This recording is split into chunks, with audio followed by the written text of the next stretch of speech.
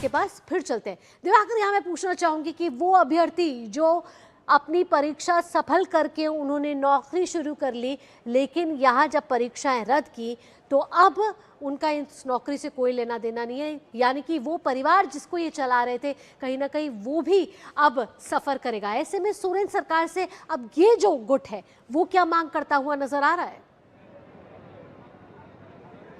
देखिए, निश्चित तौर पर वो तस्वीर अभी मैं थोड़ी देर पहले गया था प्रोजेक्ट भवन। वो प्रोजेक्ट भवन मुख्य सचिवालय भी है और मुख्यमंत्री खुद वहीं बैठते हैं, सारे मंत्री भी, आधा से ज़्यादा मंत्री भी वहाँ बैठते हैं। वहाँ अभी मैं गया था तो वो नज़ारे ये थे कि जो सचिवालय जाने का रास्ता है उसी रास्ते पर ये सारे जो नौकरी करने वाले सीजीपीएल के जो जितने सफल कैंडिडेट्स थे वो गेट पर बैठ गए थे। बारिश हो रही थी, छतरी का उन्होंने सहारा लिया। हालांकि सरकार की ओर से वहां पर उनको टेंट लगाने नहीं दिया गया, इसलिए रात भर वो लोग छतरी के सहारे वहां पर रुके। कई लोगों का बुरा हाल था, रो रो कर, कि उन्हीं पर उनके घर की जिंदगी चलती है, उनकी माँ की दवाई उन्हीं के उनके पैसे से भरोसे चलती है। लेकिन कल से उनकी जब नौकरी चली गई तो वो सड़कों पर आ गए।